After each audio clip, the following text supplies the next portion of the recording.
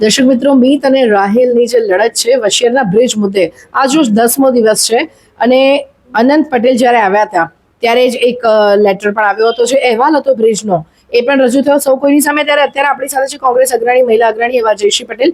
જયશ્રીબેન, શું કેવું છે આ સમગ્ર મુદ્દે? આજનો 10મો દિવસ છે હડતાલનો. આ સરકાર કેમ કેવું કે આંધળી છે, બેરી છે, લૂલી છે ને લંગડી છે એમ કેવું તો ખોટું નથી. કારણ કે તમે જોતા હશો કે હું કલવાડા મત વિસ્તારમાંથી ચૂંટાઈને આવું છું, ત્યાંથી જિલ્લા પંચાયત ચૂંટાઈને આવી, તાલુકા પંચાયતમાંથી ચૂંટાઈને આવી, મારું ઘર ત્યાં છે. ત્યાંથી મારે આવવા જવાનું હોય તો મારે એક ચિપ્પાડ કરનાર હોય કે મોગરાવાડી કરનાર હોય, એ બેમાંથી આવું કા પછી મારે આખું ફરીને આવવું પડે, કુંડી થઈને કે પછી આ બાજુ ધરમપુર થઈને આવવું પડે. એટલે એ ફેરાવો 30-40 કિલોમીટરનો જેવો ફેરાવો થાય. અને મોટે ભાગના લોકોનો અવર જવર કે કામ હોય તો વલસાડ સિટી જોડે જ હોય છે. એટલે આ એટલો અગત્યના આ બંને બ્રિજ છે તો મને એ સમજ નથી પડતી ત્યાં કોઈ અગત્યનો જે વસિયારનું બ્રિજ છે એ કોઈ અગત્યનો બ્રિજ નથી. અને આપે જોયું હશે કે હમણાં આનંદભાઈ આવેલા તે દિવસે એસો આવેલા પોતે, અને એસો કહીને ગયા છે કે આટલા જે પદાધિકારીઓ છે એમની ભલામણો છે આ બ્રિજ બનાવવા માટે. તો મારે એક વાત પૂછવી, તમને આટલા બધા અમે લોકોએ વર્ષોથી ભલામણ કરી તેનું શું? તમને અમે વર્ષોથી કહીએ છીએ કે તમે ચિપ્પાડના ગરનારા પર તમે બ્રિજ બનાવો, તેનું શું? તમારે આ એક તમારા નેતાને સાચવવા માટે કે તમારા એક પોતાનું એક ફાર્મને ડેવલપ કરવા માટે તમે જે આ બ્રિજ બનાવ્યો છે એની જગ્યાએ તમને આ 40-42 ગામના લોકોનું નથી પડેલી તમને કે આ મોગરાવાડીમાં હમણાં તમે જો કે અમારે ચિપ્પાડ નાખવું ગરનારું ગમે ત્યારે બંધ કરી નાખે છે. ગરનારું એ હમણાં બી 15 દિવસ પહેલા બંધ કરેલું હતું, લગભગ 15 દિવસ બંધ કર્યું, તમે જોયું હશે દિશાબેન. હવે એ 15 દિવસ બંધ કર્યા શું રિપેર કર્યું એ મને ન કાલે આપણા ધારાસભ્યશ્રી કાલે લેટરનું એક રીલ મેં જોઈ, રીલમાં માફ કરજો ધારાસભ્યશ્રી, પણ મેં રીલ જોઈ તમારી કે રીલમાં તમે કહો છો મેડમ તમે આ રિપેર કરી નાખો. એટલે શું આ અધિકારીઓ તમારા ફોનની રાહ જોવે છે? અને કેવું રિપેર કરે છે તમે આવીને જો સાહેબ, કેવું રિપેર કરે છે, કેટલું ખરાબ છે. આજે બી લોકોને આવવા જવાનું છે કેટલી તકલીફ પડે.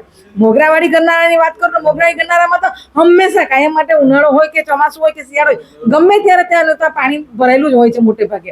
તો એમાંથી આવવા જવા માટે પબ્લિકને મજબૂર કરવાનું. અને એ બી પાછું રાત્રે મેં ગાડી લઈને ગઈકાલે જાય તો મને તો બીતા ન કરે આ બ્રિજ બી તૂટી જાય. પણ સ્વાભાવિક છે કે અંગ્રેજોએ કે કોંગ્રેસે બનાવેલો હશે એટલે તૂટે તો નહીં જ, કારણ કે આ લોકોના જે બ્રિજો તૂટે તેવા એ મને ખબર નથી. પણ દરેક લીલાપુરની વાત કરું તો લીલાપુરને 15-20 ગામોને જોડતો રસ્તો છે, મુખ્ય પ્રવાહ આની સાથે જોડવા માટેનો મુખ્ય પ્રવાહ રસ્તો એ છે. તો આટલી તમારી A to Z સરકાર, નગરપાલિકામાં તમે, તાલુકા પંચાયતમાં તમે, જિલ્લા પંચાયતમાં તમે, વિધાનસભામાં તમે, લોકસભામાં તમે, બધી જગ્યાએ A to Z સરકાર તમારી હોય તો તમે કસ્ટમની પરમિશન નહીં લીધેલી કે એના લીધે બ્રિજ અટકી પડે? અને ગઈકાલે દશામાની જે મૂર્તિઓનું વિસર્જન કરવા આવે લોકોએ આસ્થા સાથે એમની જે વિસર્જન કરવામાં આવ્યા એ લોકો બિચારા ઉપર બ્રિજ ઉપરથી ગઈકાલે બે ટોર્ચ કે એવું કઈ વસ્તુથી જોતા રસ્તો હતો. કેમ નગરપાલિકાથી લાઇટ નહીં મુકાઈ ત્યાં? એ કઈ બીજા છે, પારકા છે લોકો?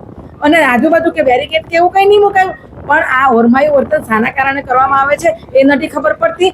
અમારા રાહિલભાઈ અને મિતભાઈ યોગ્ય લડાઈ લઈને બેઠા છે, પણ આ સરકાર આંધળી અને બેરી છે એ સાંભળવાની નથી, એ મને ચોક્કસ ખ્યાલ છે. જી, તો દર્શક મિત્રો, આ હતા જયશ્રીબેન, જેમણે સ્પષ્ટપણે પોતાના મંતવ્યો રજૂ કર્યા છે સરકાર માટે. અને જે મહત્વના મુદ્દા જયશ્રીબેન, તમે જે મોગરાડી ચિપ્પાડ ગરનારાની વાત કરી, અનેક વખત સ્થાનિકો પણ અમને મીડિયાવાળાને બોલાતા છે, અમે દરેક મીડિયાવાળા વર્ષોથી આ સમસ્યાની રજૂઆત કરે છે, પરંતુ મોગરાવાડી ગરનારું હોય કે ચિપ્પાડ ગરનારું એ નથી દેખાતું. અત્યારે જે નાના પિચિંગનો પુલ છે એમાં જે ખૂબ જ ભણેલા ગણેલા એન્જિનિયર જેમણે એનો ડ્રોઈંગ મોટો જે બ્રિજ બન્યો છે બાજુમાં, ત્યારે કસ્ટમ ઓફિસ કદાચ એમને દેખાય નહીં. અત્યારે બી પરમિશનની જે રમત રમાઈ રહી છે એ ક્યારે પૂરી થાય છે?